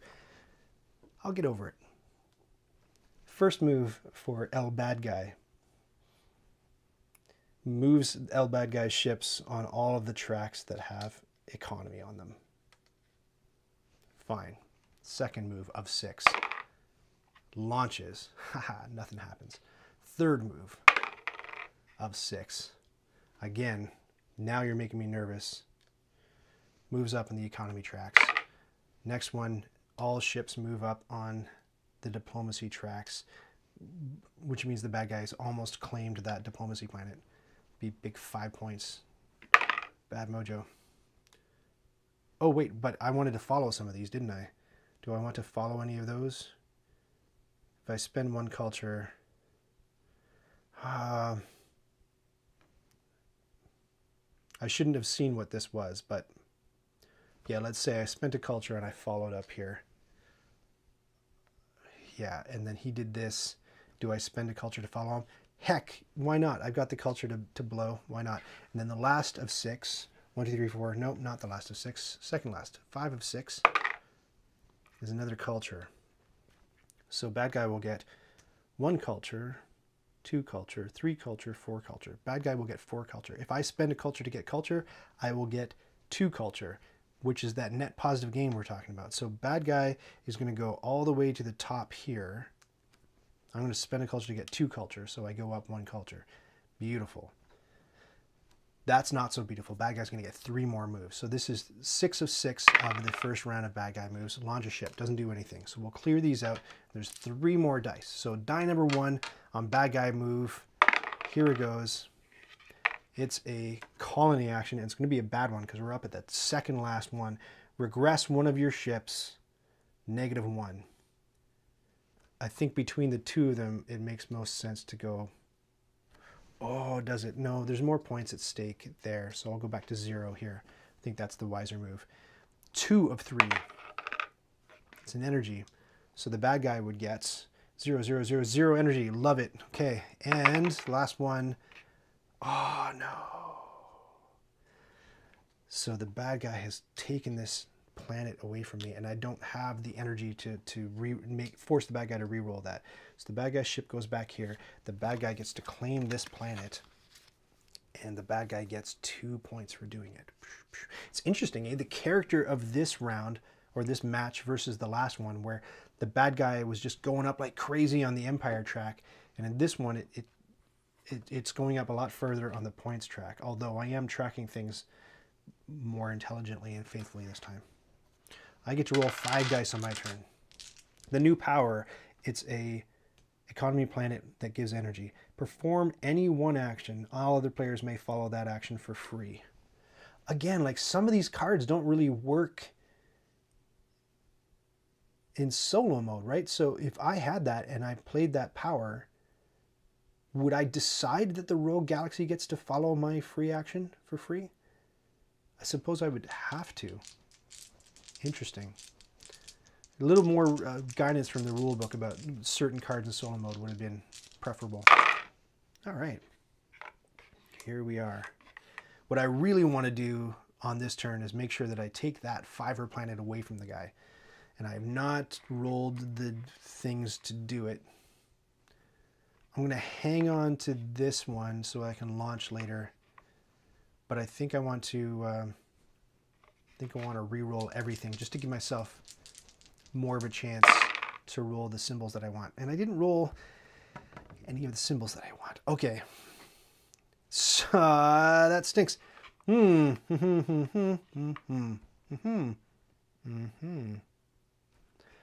I'll take the energy so that I can re-roll. And believe it or not, I'm going to spend that energy to re-roll these 3 again.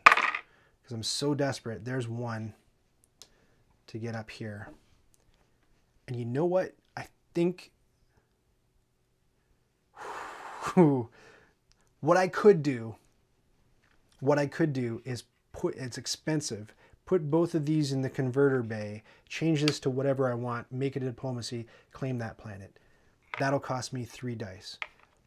Another option would be to take this colony face and use my power to reroll any number of my inactive dice and hope that I get, you know, a 1 out of 6 chance. I'm going to take the sure thing. I'm going to go bird in hand, rather 2 in the bush. And I'm going to change that to diplomacy face. Just because I'm getting nervous that the bad guy's going to get 5 points out of me there. So this comes home with me. Oh, but I could have upgraded my civilization as well. No, I think it's more important. No, that doesn't go over there. That's mine. Forget you, bad guy. Even though the power is one of those powers that doesn't work with solo mode, I'm still going to take it. Would you have done the same thing? Let me know in chat. Would you have risked the reroll? Would you have spent the culture? Oh, you can't even see those. I'm going to put them over here. Would you have spent the culture on upgrading your empire, or would you have done what I did and take that planet away from the bad guy?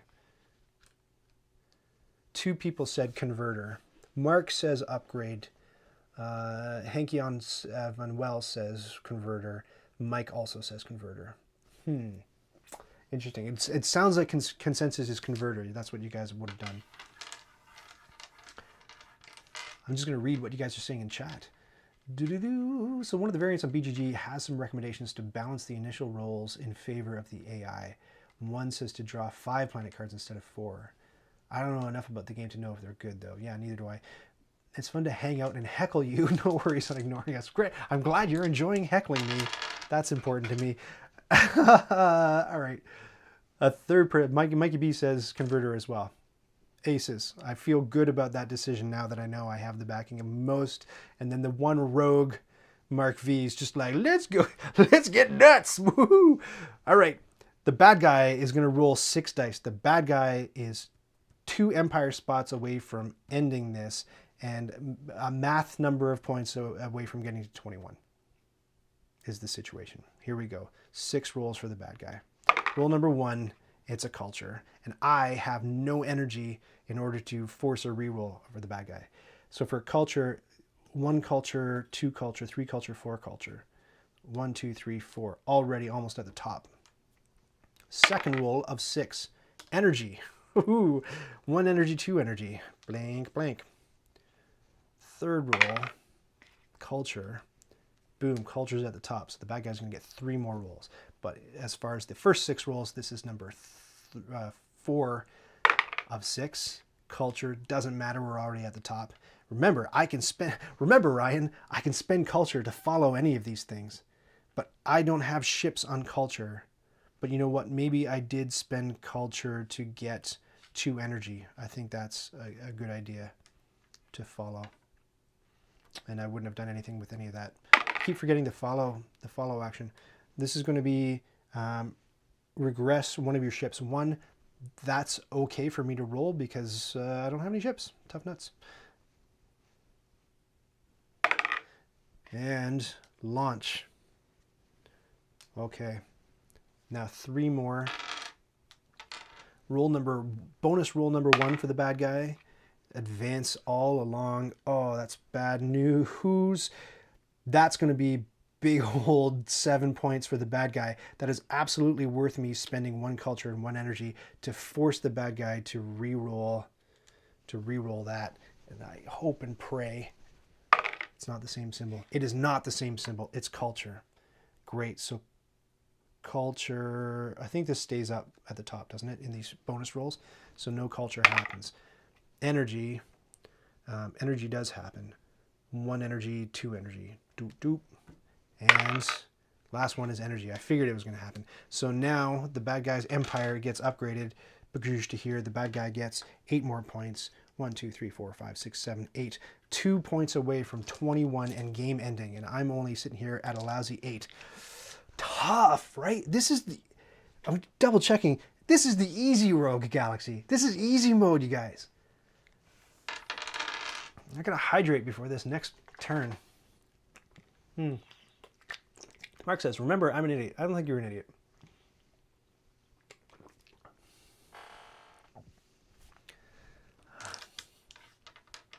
What's crazy, Mike says, is I never do converter in my plays, but here it was the right move. Good, I'm glad you think so.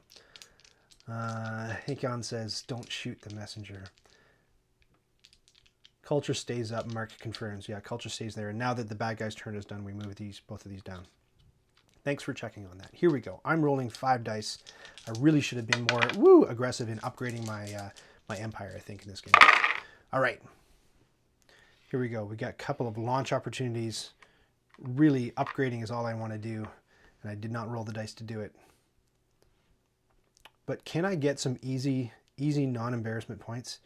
How many trades? 1. How many diplomacies? 1. I don't know. Energy? No, there's no energy. These stink. This is a stinky roll. I'm going to go all in on a reroll because I don't think I like any of that. Go all in a reroll. Hate it. Something different. All right. Also hate this, but I'll survive. How many movement ones do I have? Whew. Though here's the one that I'm going to need to upgrade. And what will I need to upgrade? 3 things. I have 1 thing, so I would need 2 energy. So what I could do... Oh, yeah, and you said you never use converter.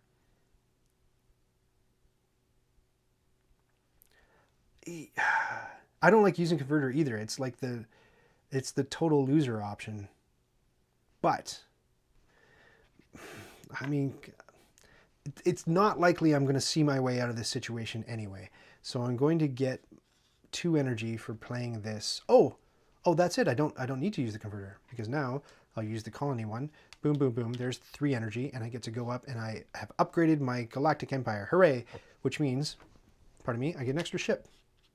Fantastic. Now we can start. Now I feel good about launching a ship.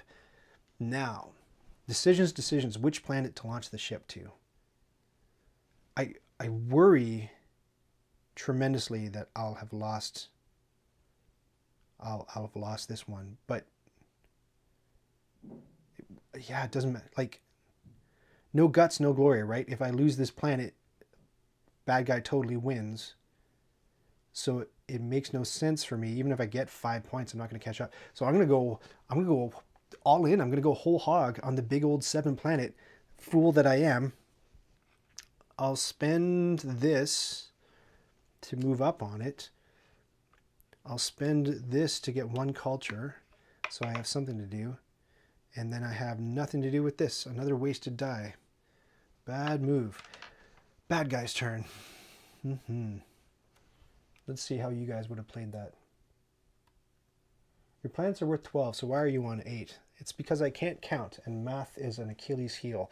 If Achilles were in danger of being murdered due to numbers, that's just, and if I was really buff and a Greek hero, which I'm not. 5, 8, 12. Yeah, that's a good point. 12. I miscounted somewhere. I forgot to take points for one of those planets. Where was I? 8, 9, 11, 12. 1, 2, 3, 4. Did I not take points for 2 of them? And then did I take my points for upgrading? I don't think I did. Boom, boom. So I'm here. Tell me if that looks right. And I'll just move it 3 more just because. No, I'll stay there. The bad guy gets 6 rolls. The bad guy is 1 empire upgrade away from ending the game and 2 points away from slaughtering me. 1 position on this planet from getting the 7 big points that'll end the game. How do you think this is going to go? Place your bets. Odds against me are very, very high at this point. Here we are. Roll number 1 of 6 for the bad guy. Launch a ship. Roll number 2 of 6. I can't see it. Launch another ship. It doesn't happen because all 4 ships are out. Roll number 3 of 6. Advance all along diplomacy tracks. Roll number 4 of 6. Culture. How many culture? 1 culture, 2 culture. Roll number 5 of 6. It's an empire move. Oh, and that's it. That's the one that did it. Advance all ships 1. So 111, and the Rogue Galaxy takes this planet, takes the 7 points, and slaughters me once again, ending the game at beyond 21 points. Quite a bit beyond 21 points, I might add. Wow. To those of you who play solo board games all the time, man, what's the appeal? I don't even know. I guess it's a challenge. I'll admit I am angry now. I'm angry at the game, like in a fun way, fun anger. You know, those fun angry people. I feel like it's like happy drunks. I feel like I'm not going to do it again because you guys are very patient and forbearing, but I do feel like once I end the stream, I'm going to go, come here, you little turd, and I'm going to set it up again, and I'm going to want to play just to defeat it. It's funny, and I haven't played the game in a dog's age, and I feel like if I were playing it right after my heyday of whomping my friends at it, I would be able to smoke the easiest of 5 different Rogue Galaxies. But that was way harder than I expected it to be. Mark V says, I reckon the scoring broke. You think that... I don't think that I forgot to take too many of my own points. I think it was just like 3 or 4 points behind. But I think you should have moved red when you moved blue. If I'm moving the wrong pieces, that's because, in my defense, this is going to be the dumbest excuse for anything you've ever heard all day. But I never play blue. Blue is always... All right. So the channel color is blue. It's like a branding thing. So I make sure that in my in my how to play videos, the hero color or the color that we're following around, whenever I say move your scoring marker along, it's always blue that I move, you might notice, and that's just like a branding thing. And I chose that because it matches the deep blue sky that I have in all of the banners and everything for knights around a table. And I also did that consciously because I think blue is the most popular color that people choose when they play board games. So I thought I would cast the biggest net and rope the most people in doing that. I always play red. So if I was moving red when I should have been moving blue or vice versa, it's because that's just kind of what I'm used to with board games. Solo beats not playing, but in my opinion, not as good as playing with other people. Mike, interesting you say that, because won't you be thrilled to learn that DJ Mach V, who's in the channel, sat down with me virtually from across the pond and helped me through a couple of things that were holding me back from doing live streams. One of my big problems was that I couldn't mic 2 people at a time. I really wanted to do one-on-one, like 2-player board games on streams, but I didn't think I had the equipment to do it. Turns out I do. All I need to do is like spend another, see it off the camera here, spend another $10 on another microphone, and then I could have 2 people playing a board game. I don't know how it'll go. Already this is a real challenge to set up to make sure that the camera got all of the pieces in at the same time and it was composed nicely. And I made sure to tack down everything with sticky tack, or as Brits say, blue tack, so that things weren't moving around the table all over the place, which I think worked pretty well. But I don't know, like one of the games that I was looking at playing was it's Black Angel. I don't know how the heck that would go. I don't even know if the camera can pull out far enough. And then once it's zoomed way out, how does anybody see anything on the board? Something I'll have to practice, I guess. But yeah, so the good news is I can mic 2 people now. So we can do 2-player games. So you tell me who you want to see. You want to see my friend, want to see my wife, Cheryl, or my friend Dave pop on. I know Emily, if you're still in chat, you said that you'd be interested in doing live streams. I don't know if you meant like on a headset in a little window virtually, or if you meant in person. Because if you meant in person, we can do it, and we will. Mikey B says, depends. I own games that I rather play solo with other people. It'd be interesting to know what you consider a better game solo than with other people. A couple of things I've heard, people say they like Seventh Continent more with solo than with other people, which is interesting. So I'll offer one, but I don't know, I haven't played it myself. Another piece of content that I'm looking at creating for you is called Adventure Night, and that's where I play through episodic content, games that have chapters that you go through. And that was actually one of Michael B's suggestions was we do Sherlock Holmes. So we're going to be doing Adventure Night in a little bit, and playing through that more episodic content. And I thought Seventh Continent would be another one to go through that would be really interesting for that format. Henkyon asks, is she nice? Are you asking about my wife? She's not nice at all. She appears to be a very sweet and lovely person on the surface, but as my friends on Discord can attest, she swears like a sailor. And one of the biggest pieces of anxiety I've had around doing live streams and having her on and the rest of the family is that they are not age appropriate no matter what age you are. If you're 7, you can't watch my family. If you're 96, you can't watch my family. We I don't know, like none of us have Tourette's syndrome, but you kind of wouldn't know it. I don't know. So I'm able to censor myself pretty darn well, but I don't know that they have the same restraint. So it'll be fun. You'll be able to watch the live stream that got me kicked off YouTube if you join in. Last Bastion, Henkyon says, Last Bastion is a good one that's better solo than multiplayer. Is it what you're saying? Living Earth, Mikey B says, for example, but that's not a game for you because of maths. Yeah, math games not my strong suit. In my case, Scythe, because I'm very good at it. Oh yeah, I guess you can play Scythe solo. Can I pick a bone for just 2 seconds? So Scythe, every board gamer I talk to these days seems to be calling the robot player Automa, and that's because Stonemaier Games for Viticulture decided to call, instead of automata, which is the word for English word for, or probably borrowed from Greek or Latin for robot player or for robot person, they thought, oh, we'll use the Italian word for that, which is automa. And then with Scythe, which is a massively popular game by the same publisher, they decided to call it automa again. And they said, oh, I guess that'll be our signature thing. But it's automaton or automata, plural, not automa, unless you're deliberately speaking Italian, and you would be if you were talking about viticulture. It just bugs me. It's automaton. You're fighting an automaton, not an automa. You fight me if you disagree in the chat. Hankon says, bring her on. I will, by cracky. You'll see her. You'll see my friend Dave very shortly. Dave, who you haven't met yet on any video on Nights Around a Table, got a fancy coif, a new do, and he trimmed his mountain man beard so that he would look pretty for you on a live stream. I hope you appreciate it when you see him. And we'll probably start with, I'll put it to a vote with my voting, my patrons with voting privileges, but we'll probably start with something like, I'm just looking at my board game shelf, probably Targi. I don't know if you played Targi if you want to see it, but it's a highly recommended by other people, not by me. I've only played it once with Cheryl, but it comes highly recommended to me as a great 2-player game.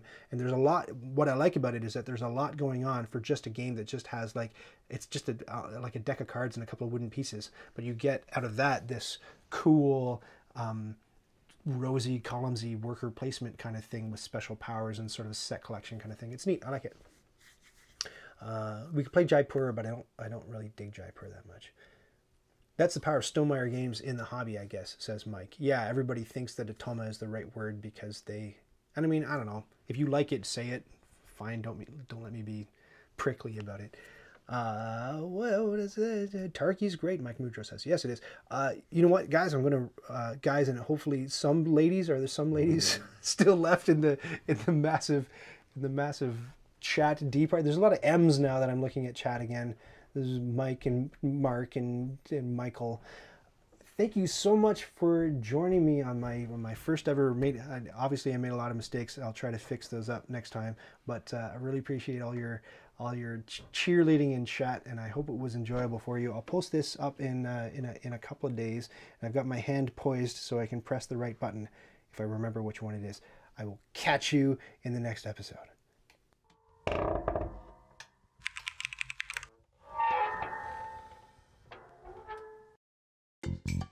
Did you just watch that whole thing? Oh, hey, to 100% this video, click the badge to subscribe, and then click the bell to get notifications when I've got new stuff.